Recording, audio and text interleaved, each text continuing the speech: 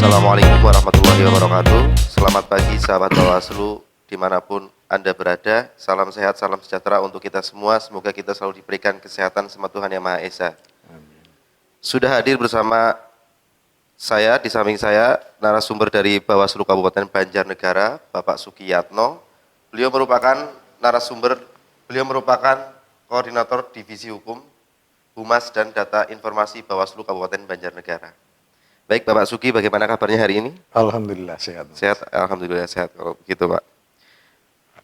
Baik sahabat Bawaslu, diskusi pada kesempatan kali ini saya akan membahas mengenai netralitas ASN dalam pemilihan umum 2019 yang lalu. Mungkin sebagian sahabat Bawaslu asing mengenai apa sih itu netralitas ASN. Saya akan menanyakan langsung kepada narasumber dari Bawaslu Kabupaten Banjarnegara. Baik Pak, netralitas ASN itu apa Pak? Terus siapa saja yang termasuk dalam netralitas ASN dalam pemilihan umum? Baik, terima kasih Mas Jenny. Okay.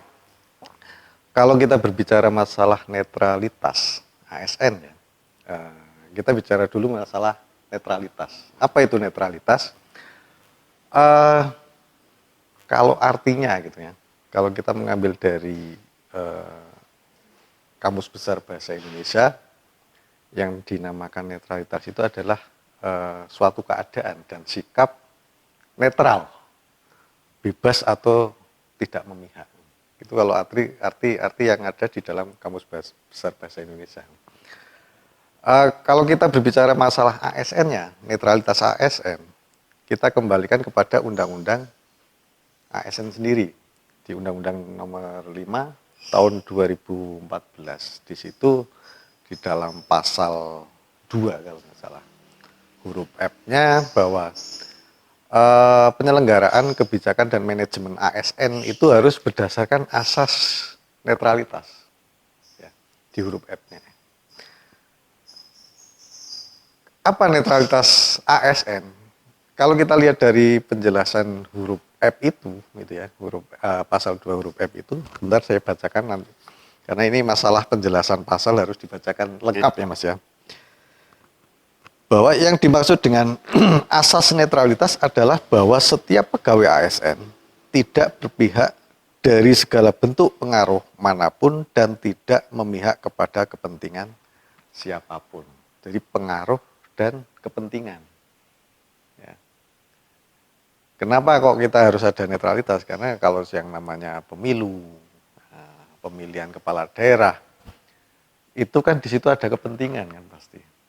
Kepentingan masalah saya harus dapat suara. Makanya di situ ASN diwajibkan, diharuskan untuk bersikap netral. Seperti itu Mas.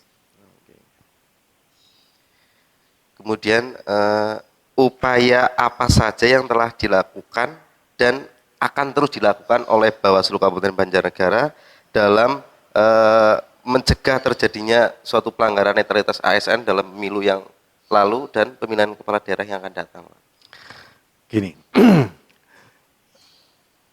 kalau Bawaslu sejak berdirinya, sejak kita melakukan pengawasan, pencegahan, penindakan dalam penyelenggaraan pemilu maupun pemilihan kepala daerah, dulu waktu masih Panwas pun sebenarnya masih sama sebenarnya, bahwa kita selalu mensosialisasikan bahwa ASN harus netral ya, baik itu dalam bentuk acara resmi ya, seperti Rakernis, atau kita ya ini seperti ini lewat video, agar ini video saya harapkan juga dilihat banyak orang gitu ya, jangan yang lihat cuma kita sendiri gitu. Bahwa selain itu kita juga secara personal informal kan kita memberikan pemahaman tentang bahwa ASN itu harus netral gitu kan. Terus yang ketiga ya, ketika kita sudah pada tahapan untuk penyelenggaraan pemilu maupun pemilihan kepala daerah pilkada, kita selalu bersurat sebenarnya ke sekolah-sekolah, untuk guru-guru ya, ke kantor-kantor, terus kepala desa dan perangkatnya, karena Kalau kita melihat dari aturannya sendiri kan kepala desa masuk kepala desa dan perangkatnya ini kan masuk harus netral. Makanya kita juga bersurat kepada beliau-beliau ini untuk bersikap netral atau jangan membuat suatu tindakan atau keputusan yang memperlihatkan keberpihakan kepada pihak tertentu. Seperti itu. Kemudian ada nggak Pak yang menjadi tantangan bagi Bawaslu dalam mencegah terjadinya suatu pelanggaran ASN, baik dalam segi peraturan maupun penegakan hukumnya? Kalau tantangan ya banyak sebenarnya Mas. Kalau tantangan gitu ya. Karena ya kita kembali kalau pada aturan bahwa netralitas ASN itu diatur lebih banyak di luar undang-undang pemilu sendiri. Itu diatur oleh undang-undang yang berkaitan dengan ASN sendiri ya, di baik di Undang-Undang Nomor 5 tahun 2014 maupun di PP 53 tahun 2010 tentang disiplin PNS itu ya. Sebelumnya saya saya sampaikan bahwa siapa sih sebenarnya ASN itu kan?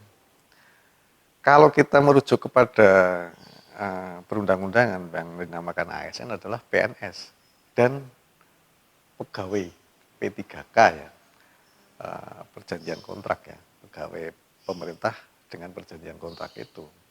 Yang saat ini mungkin belum ada sebenarnya P3K. Merujuknya ya kita harusnya yang namanya ASN ya untuk saat ini itu adalah PNS. Gitu ya. Itu dari aturannya. Sehingga ketika kita mau menegakkan aturan ini, kita tahu ini melanggar namanya. Tapi kan yang menentukan bahwa ini sanksinya itu kan nanti KASN. Jadi kita memberikan rekomendasi kepada KASN. Entah itu nanti rekomendasi kita mau benar-benar dilaksanakan atau tidak, kita kan cuma merekomendasikan dan kita memantau sejauh mana rekomendasi kita itu, rekomendasi Bawaslu itu dilaksanakan apa tidak. Itu yang pertama dari aturan. Yang kedua, ASN itu kan banyak ya. Kita nggak hafal satu persatu gitu kan. Mungkin kalau pimpinan-pimpinannya kita hafal itu. Coba di Banjarnegara sendiri ada berapa ratus ribu ASN. Kita kan nggak hafal satu persatunya. Apalagi ditambah nanti perangkat desa, BPD, ya kan. Terus muncul lagi PKH, gitu kan. Kita kan nggak hafal satu persatu. Nggak mungkin kita mengandalkan temuan. Ya. Kalau kita menghitung dari anggota Bawaslu sendiri berapa? Cuma 5 orang, plus stafnya sekitar 20 orang. Nanti di tingkat kecamatan ada Panwascam, 3 orang plus 5 orang untuk mengawasi seluruh kecamatan yang begitu luasnya. Nanti di tingkat desa ada PPL atau PPD yang cuma 1 orang, itu melingkupi berapa RW, berapa RT gitu. Dan di situ kan pasti banyak PNS juga gitu.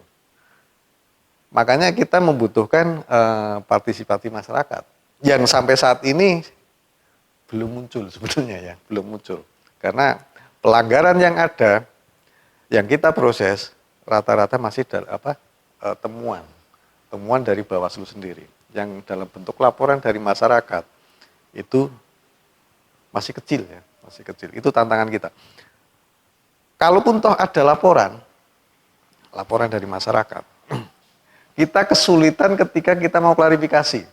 Ada orang lapor, Pak, ini dia mendukung ini. Ketika kita mau klarifikasi, nggak datang. Sampai panggilan ketiga nggak datang.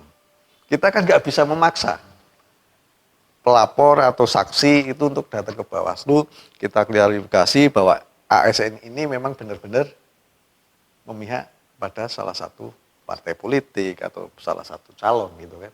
Kita nggak bisa memaksa itu. Nah ini kesulitan kita di lapangan ya, bahwa partisipasi masyarakat masih sangat sedikit. Saya harapkan nanti untuk pemilu-pemilu selanjutnya Ya, kalau 2022 ada pilkada, seandainya ada ya, saya harapkan nanti masyarakat pun juga ikut aktif berpartisipasi untuk mengawasi pelaksanaan pilkada. Seandainya kok di dalam lingkungan mereka ini ada ASN atau PNS lah ya, PNS yang dia memihak atau mengarahkan masyarakat untuk memilih calon tertentu atau partai tertentu, ya lapor ke kita. Dan kalau diklarifikasi, saya harapkan mau datang juga, sehingga ketika kita membuat sebuah kajian apakah ini benar melanggar, apakah fakta ini ada sebenarnya adalah apa, kita tidak cuma sekedar berdasarkan foto-foto gitu. Karena foto kan bisa diambil kapanpun kan gitu, dalam posisi apapun gitu. Ya saya harapkan nanti ke depannya partisipasi masyarakat semakin meningkat, jadi penegakan terhadap netralitas ASN ini bisa benar-benar terwujud seperti itu, Mas. Baik, pertanyaan terakhir, Pak. Harapan Bawaslu terhadap ASN dalam pemilihan maupun pemilu yang akan datang itu seperti apa, Pak? Kalau harapannya ya netral gitu, netral bahwa dia benar-benar profesional gitu. Bahwa dia sebagai ASN, sebagai pegawai negara atau pegawai pemerintah ya melaksanakan tugasnya sesuai dengan juknis dan juklaknya masing-masing. Tidak perlu saya harus ngalor, harus ngidul ya. Karena atau mungkin ada pikiran nanti kalau saya nggak pilih ini nanti saya untuk selanjutnya dikucilkan atau mungkin dibuang atau mungkin diapa. Saya harapkan itu tidak ada gitu ya. Bahwa siapapun nanti yang terpilih juga calon-calon yang terpilih itu juga berlaku profesional juga, bahwa mempekerjakan PNS ya sesuai dengan keahlian mereka gitu, bukan karena suka tidak suka atau dia milih saya atau tidak milih saya, itu dibuang. PNS-nya juga melakukan hal yang sama, dia profesional, dan nanti calon terpilih pun saya harapkan juga profesional dalam menjalankan tugas sebagai seorang pemimpin. Sahabat Bawaslu, demikian diskusi pada kesempatan kali ini, semoga bermanfaat untuk kita semua. Saya Jenny Hermanto beserta tim kreatif Bawaslu Kabupaten Banjarnegara. Mohon pamit, mohon maaf apabila ada salah kata. Akhir kata, billahi taufiq wal hidayah. Wassalamualaikum warahmatullahi wabarakatuh. Waalaikumsalam warahmatullahi wabarakatuh.